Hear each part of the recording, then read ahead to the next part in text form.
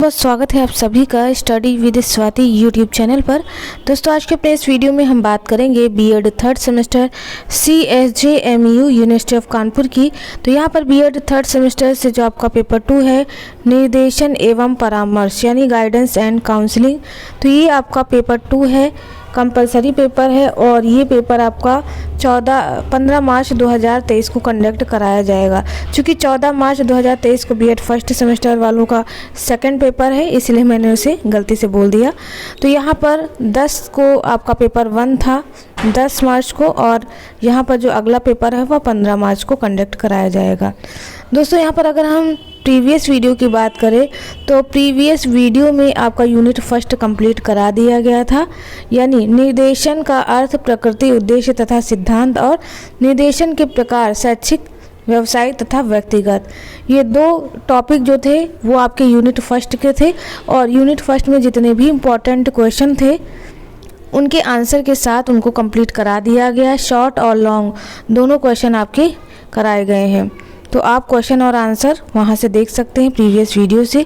आज के अपने इस वीडियो में हम यूनिट 2 को कंप्लीट कराएंगे। यूनिट 2 में आपका 3 नंबर से है आवश्यक निर्देशन सेवाएं, सूचनाएं, व्यक्तिगत इन्वेंटरी, प्लेसमेंट, फॉलो अप एवं उपचारात्मक सेवाएं। तो ये आपका टॉपिक हो जाता है। अगला टॉपिक है निर्देशन सेवाओं का संगठन। तो 2 टॉपिक आएंगे आपके यूनिट 2 में। तो आज के इस वीडियो में हम यूनिट 2 को कंप्लीट करा देंगे। उसके बाद रेस्ट ऑफ द आपके जो क्वेश्चन यहाँ पर जो टॉपिक दिए हुए हैं यूनिट 3 और 4 से हैं, तो उनको भी हम जल्दी कंप्लीट करा देंगे। तो यहाँ पर आप इंग्लिश में से देख लीजिए, guidance and counselling B Ed third semester syllabus paper 2 का दिया हुआ है। तो यूनिट फर्स्ट कंप्लीट होने के बाद आज के इस वीडियो में यूनिट 2 भी कंप्लीट करा दी जाएगी, जिसमें गाइडेंस सर्विसेज के बारे में सारी चीज़ें, ये जो भी पॉइंट दिए गए हैं इन सभी से related important short and long question complete कराएंगे। तो चलिए दोस्तों आज के अपने इस वीडियो में हम अपने वीडियो को शुरू करते हुए पहला दीर्घ उत्तरीय प्रश्न देखेंगे। तो पहला प्रश्न यहाँ पर पूछा हुआ था प्रीवियस ईयर 2019 में। यहाँ पर देखिए साइड में पड़ा हुआ है कि सूचना सेवा से आप क्या समझते हैं, सूचना सेवाओं के उद्देश्य स्पष्ट कीजिए, सूचना सेवा के उद्देश्य क्या हैं। तो दोस्तों उत्तर देख लेते हैं। सूचना सेवा निर्देशन कार्यक्रम में सूचनाओं का बहुत अधिक महत्व है। सूचनाओं की जानकारी छात्र एवं निर्देशन प्रदाताओं दोनों के लिए आवश्यक है। व्यक्ति के जीवन के प्रत्येक क्षेत्र में सूचनाओं की आवश्यकता होती है, इसको हम महत्व के रूप में देख सकते हैं। तो पहला पॉइंट है सूचना सेवा छात्र को विश्वसनीय तरीके से सूचनाएं प्रदान करती है। नेक्स्ट पॉइंट यहाँ पर देख लेते हैं। अगला पॉइंट दिया है कि इन सेवाओं के माध्यम से आवश्यक, उपयोगी तथा संगत एवं समुचित जानकारी प्राप्त करने में सहायता मिलती है। तीसरा है सूचना संप्रेषण की क्रिया अल्पव्ययी बनाई जा सकती है। और यहाँ पर चौथा पॉइंट है कि सूचनाओं के द्वारा छात्रों में वांछनीय स्तर की संवेदनशीलता का विकास किया जा सकता है, जिससे छात्र स्वयं को जाने समझे और उनकी संभावनाओं के लिए आवश्यक कदम उठा सकें। ठीक है, इन सेवाओं को दी गई सूचनाओं के माध्यम से 3 भागों में भी बांटा गया है, जिसमें पहला है शैक्षिक सूचनाएं, दूसरा व्यवसायिक और तीसरा व्यक्तिगत सूचनाएं। तो शैक्षिक निर्देशन में आवश्यक सूचनाएं इस प्रकार है। पहला है शिक्षा अवधि से संबंधित सूचनाएं, दूसरा है विभिन्न शिक्षण संस्थाओं, विद्यालय, विश्वविद्यालय, व्यावसायिक तकनीकी संस्था, ठीक है, इनसे संबंधित सूचनाएं हो जाएंगी। विभिन्न शिक्षण संस्थाओं में उपलब्ध विभिन्न पाठ्यक्रम से संबंधित सूचनाएं, विभिन्न पाठ्यक्रमों में प्रवेशार्थ निर्धारित शैक्षिक अर्हताएं। 5वां है पाठ्यक्रमों में प्रयोग में लाई जाने वाली शिक्षण पद्धतियों, नियुक्त अध्यापकों तथा विभिन्न पाठ्यक्रमों में सफलतापूर्वक विभिन्न प्राप्त अंकों के बारे में सूचनाएं। तो ये सारी सूचनाओं की चीज़ें थी। अब यहाँ पर मायर्स ने व्यवसायिक निर्देशन हेतु तो आवश्यक सूचनाओं का उल्लेख भी कुछ अपने शब्दों में किया है कि व्यवसाय का महत्व, कार्य की प्रकृति, कार्य की दशाएं, आवश्यक शारीरिक योग्यताएं, आवश्यक तैयारी। तो इस तरह से इन्होंने भी जो है अपने कुछ पॉइंट रखे हुए हैं कि पदोन्नति के अवसर, क्षतिपूर्ति, लाभ और हानि, ये मायर्स की चीज़ें हैं, इन्होंने इसके बारे में बताया हुआ है। तो आप ये देख सकते हैं इनके पॉइंट भी। चलिए नेक्स्ट इम्पॉर्टेंट क्वेश्चन यहाँ पर देखने से पहले यहाँ पर कुछ और भी चीज़ें हैं कि सबसे पहले उनकी एक सूची तैयार की जाती है। देखिए मायर्स के ही चीज़ें हैं, यहाँ पर आगे बढ़ा दी हैं इन्होंने। इसमें अपने पॉइंट बता दिए हैं कि व्यक्ति के मित्रों के संबंध में सूचना है, उनकी रुचियों के बारे में सूचना है, व्यक्ति के व्यवहारिक जीवन से संबंधित सूचना है। ठीक है, ये सारे पॉइंट हैं, इन्हें आप वीडियो पॉज करके देख सकते हैं। अब सूचना सेवाओं के उद्देश्य क्या कुछ हैं उन्हें भी देख लेते हैं। चूँकि क्वेश्चन में सूचना के उद्देश्य भी पूछे थे तो हम यहाँ पर कुछ पॉइंट इनके भी देख लेते हैं। तो पहला पॉइंट है सूचना के विभिन्न स्रोतों का वस्तुनिष्ठ मूल्यांकन करने में छात्रों की सहायता करना। दूसरा है इस सेवा का मुख्य उद्देश्य निर्देशन की प्रक्रिया को वस्तुनिष्ठ तथा वैज्ञानिक बनाने में सहायता प्रदान करना। फिर आगे है कि निर्देशन प्रदाताओं द्वारा छात्रों को एक ही स्थान पर समय और धन का दुरुपयोग किए जाने पर सूचनाएं उपलब्ध कराना सूचना सेवाओं का एक महत्वपूर्ण उद्देश्य होगा।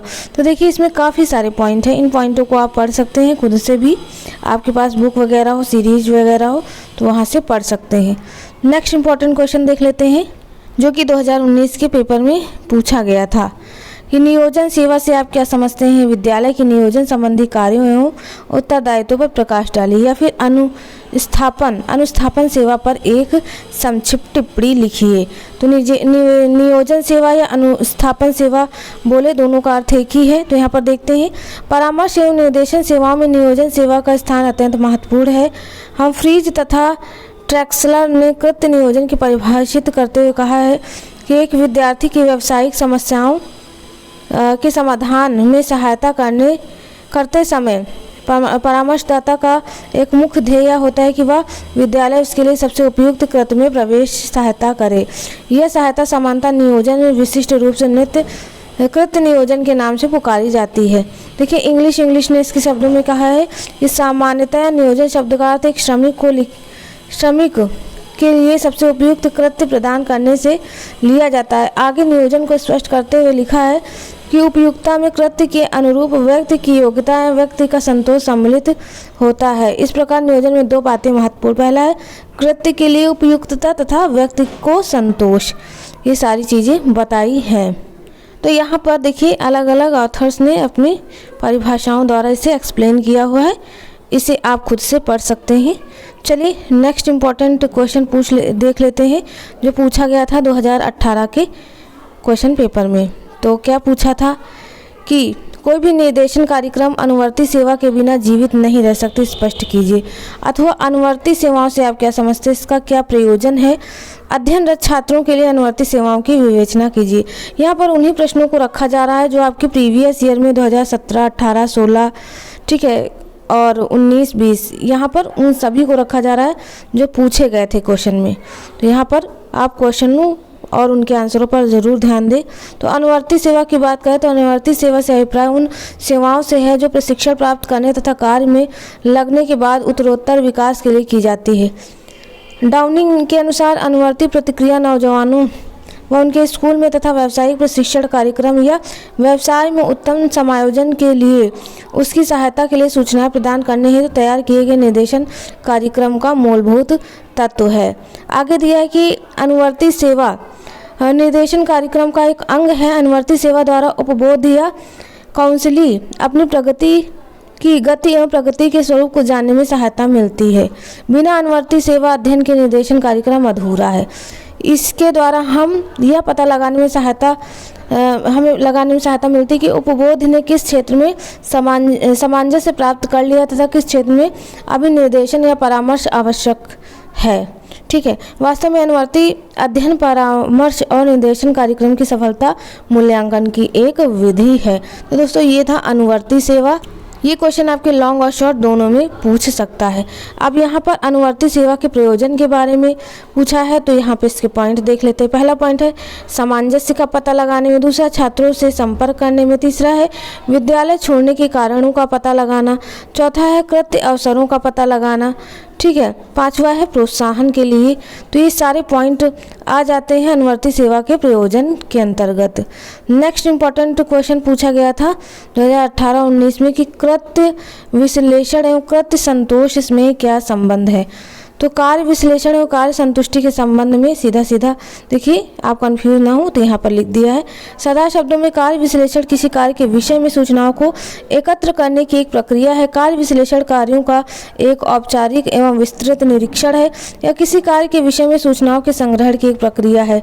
इस प्रकार कार्य विश्लेषण कार्य की विषय वस्तु, जिन भौतिक परिस्थितियों में कार्य संपादित किया जाता है तथा कार्य के उत्तरदायित्वों को पूरा करने के लिए आवश्यक पात्रताओं का व्यवस्थित अनुसंधान है।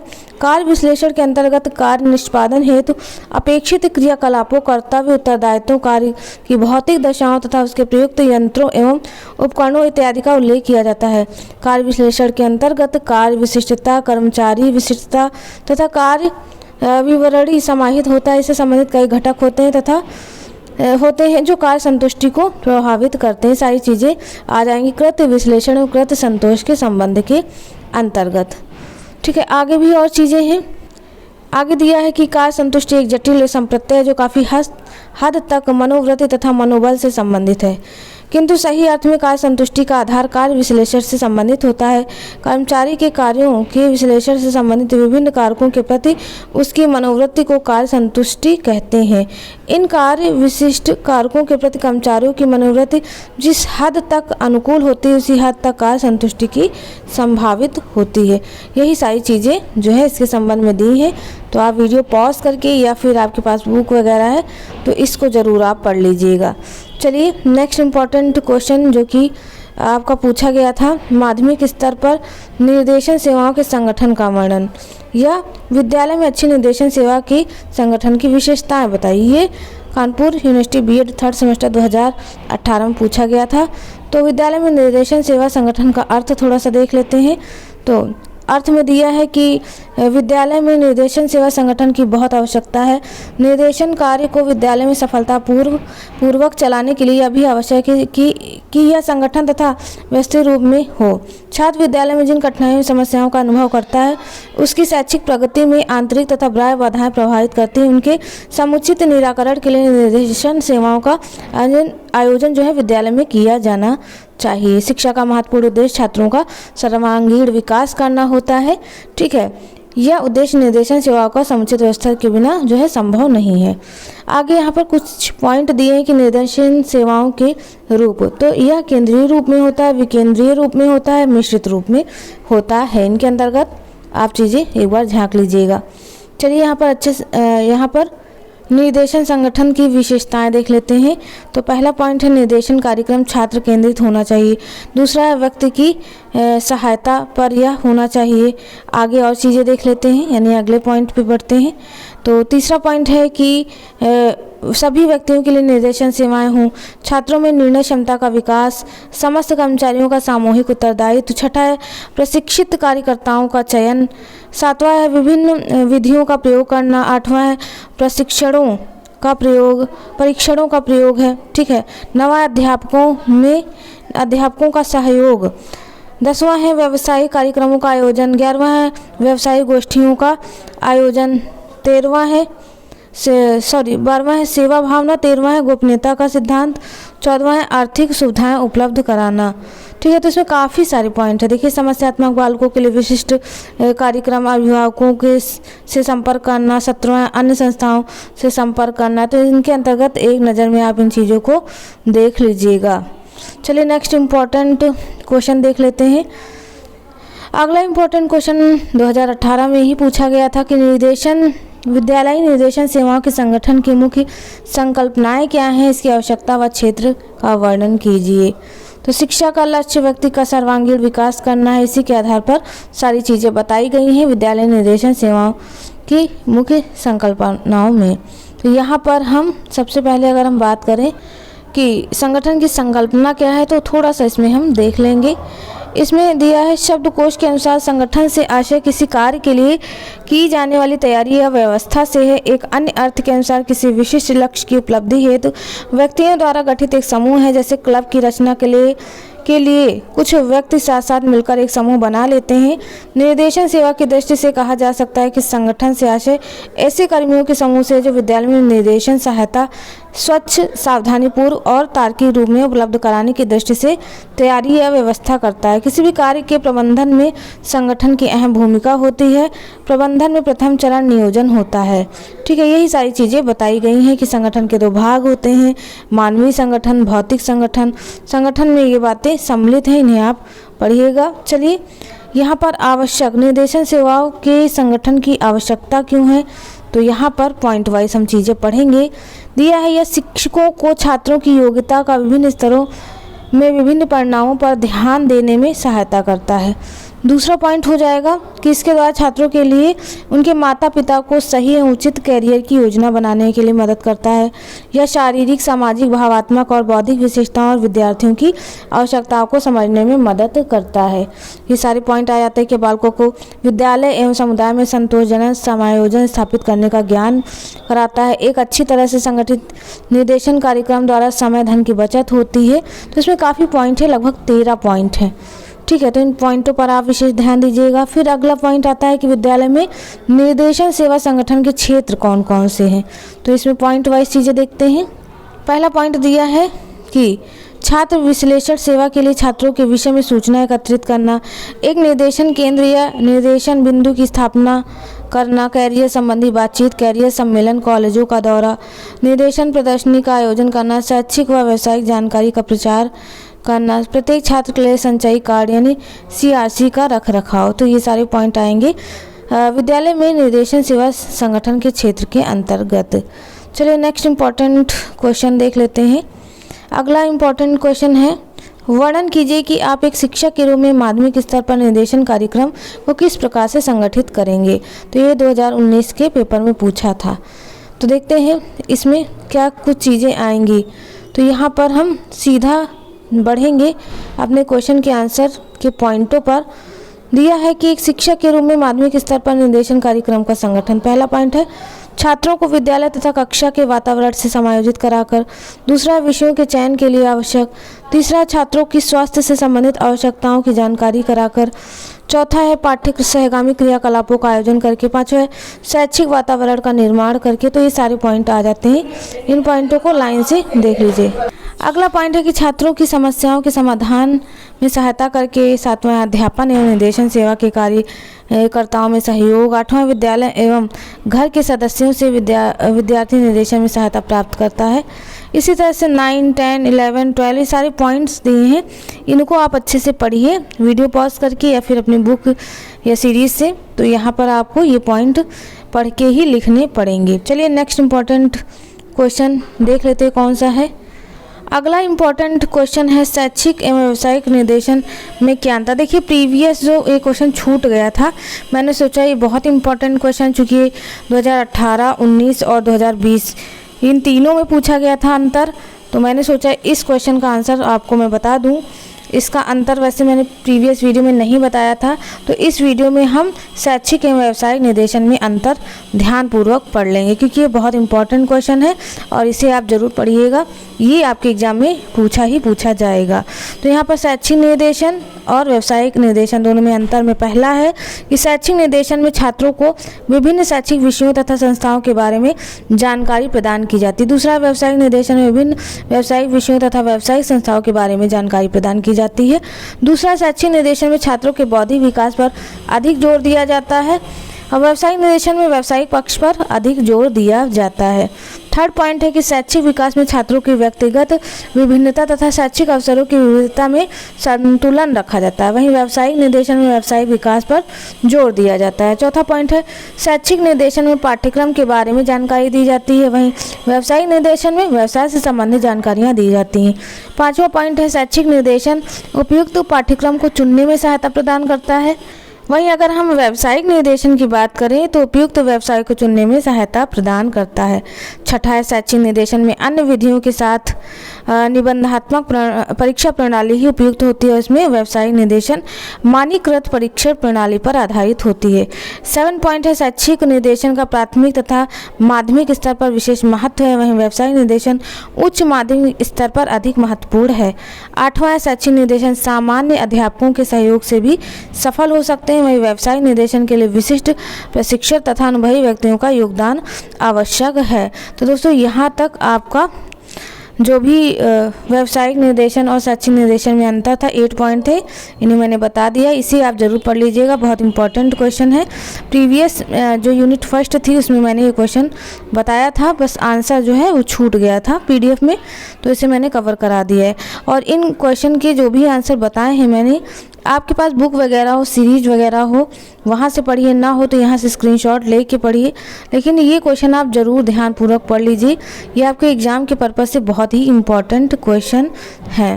तो दोस्तों यहाँ पर आज के इस वीडियो में हमने यूनिट फर्स्ट को कंप्लीट कराने के बाद आज के इस वीडियो में यूनिट सेकंड को भी कंप्लीट करा दिया है। आपका एग्ज़ाम 15 मार्च को है, इसलिए हम इसे जो है कल तक ही पूरा करा देंगे। तो दोस्तों आज के इस वीडियो में बस इतना ही। मिलते हैं अपने एक नेक्स्ट वीडियो में एक नए टॉपिक के साथ, यानी एक नई यूनिट 3 के साथ। तब तक के लिए आप सभी को बहुत बहुत धन्यवाद। उम्मीद और आशा है आप सभी को हमारा वीडियो पसंद आ रहा हो।